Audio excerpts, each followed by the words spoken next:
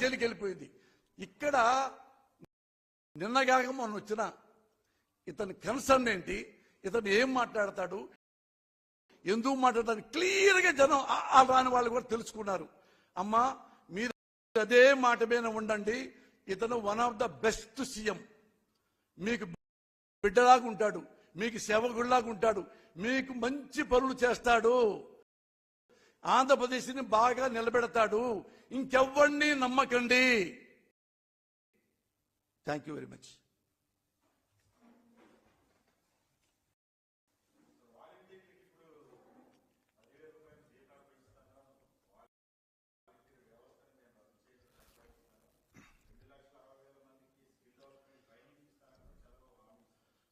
అవునా?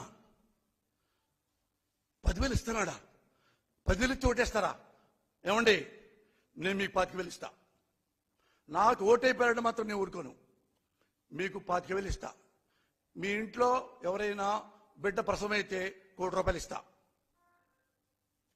₹1,00,00,000 ఇస్తా. నాకు ఓటేయండి, నేను పార్టీ పెడతాను రేపు. వాడు 10,000 ఇచ్చాడని, పోసారి 25,000 ఇస్తాడని నాశనం అయిపోతారు. మీ ప్రజలు నాశనం అయిపోతారు. ఒకటే మిమ్మల్ని క్వశ్చన్ వేస్తున్నా. నేను జగన్ పార్టీ గురించి జగన్ కు సపోర్ట్ మాట్లాడట్లా. ఈ నారా చంద్రబాబు అనేవాడు 2014లో 600 హామీలు ఇచ్చాడు.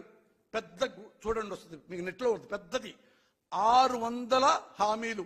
అది ఇస్తా, ఇది ఇస్తా. I can bring the stars from the sky. ఆకాశం నుంచి చుక్కల్ని మీకు తెచ్చిపెడతాంటాడు వీడు, ఈ రాసుకెళ్ళాడు.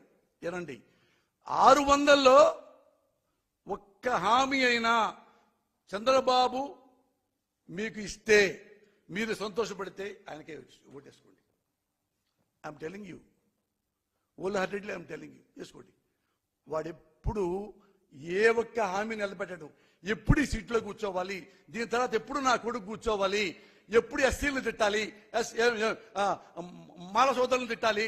మాది ఎవడన్నా రాజకీయ నాయకుడు ప్రజల మీద బతికేవాడు, ప్రజల కోసం బతికేవాడు ఎస్సీల్లో పుట్టాలు కోరుకుంటారా? కమాండలో పుట్టాలు కోరుకుంటారు. కానీ మాల కులంలోకి పుట్టాలా, మాది కులంలో పుడతారా, ఎస్సీలుగా పుడతారా? చిచి, ఎస్సీ కులం అంటే అంటరాని కులం, ఒప్పుకోం.